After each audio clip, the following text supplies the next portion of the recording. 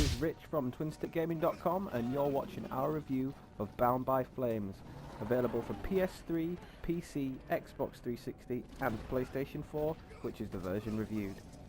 Bound by Flames is an action RPG fantasy game which casts you in the role of Vulcan, a travelling mercenary that gets caught up in a war between the forces of good and the forces of evil, an army of icy undead warriors known in the game as Deadwalkers. Before long, Vulcan becomes possessed by a demon that imbues him with the power to wield fire. From here, Vulcan is taken on a quest where he must decide between following his allies as they struggle in the battle against the cold, dark forces from the north, or listen to his inner demon unleashing unstoppable powers but at the risk of losing his humanity. Well, where do we start? First of all, the game looks great, especially on the PS4. Runs pretty smoothly, but can lag when there's a lot of enemies are on screen. When you get down to it, the action in Bound by Flame can be a lot of fun, if a little slow at first. This is an RPG cut from the cloth of Dark Souls or Dragon Age, rather than the frantic, fast-paced swordplay of something like God of War. As you develop your skills, become an expert warrior, a speedy, stealthy ranger, or a fire-juggling pyromancer, the combat improves considerably. Though there were some fiddly moments when the lock-on system would target enemies off-screen, leaving Vulcan open to attack from behind. The game itself is pretty challenging, even on normal difficulty, and with the morality system offering multiple paths through the game, there's a lot to keep you occupied for 20 hours or more, including a lot of side questing. Sadly, despite Spider's Games embarking on a hugely ambitious project, that ambition does come at a price. Firstly, the voice acting is uneven at best and occasionally dips into downright painful.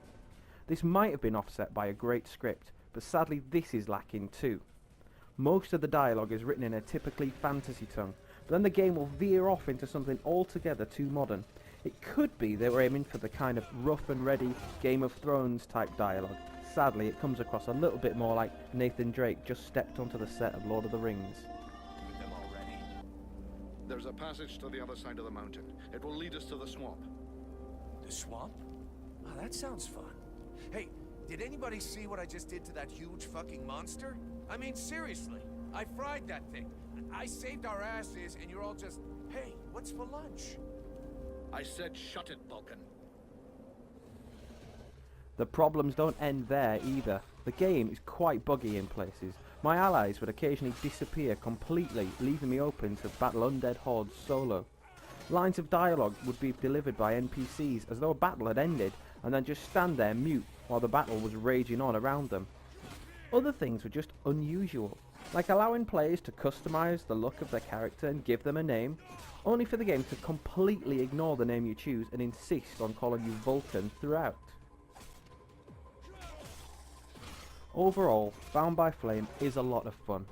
It's made by an indie developer that doesn't have the kind of spending power of one of those big name developers that are making all the AAA titles.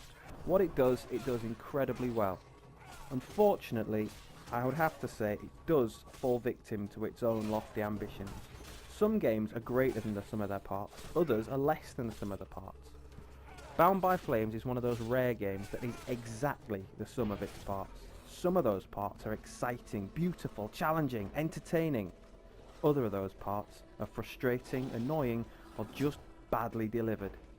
Twin Stick Gaming gives Bound by Flame a 7 out of 10. For all the latest impartial news, reviews, rants and ramblings, or to read the full Bound by Flame review, head over to twinstickgaming.com right now.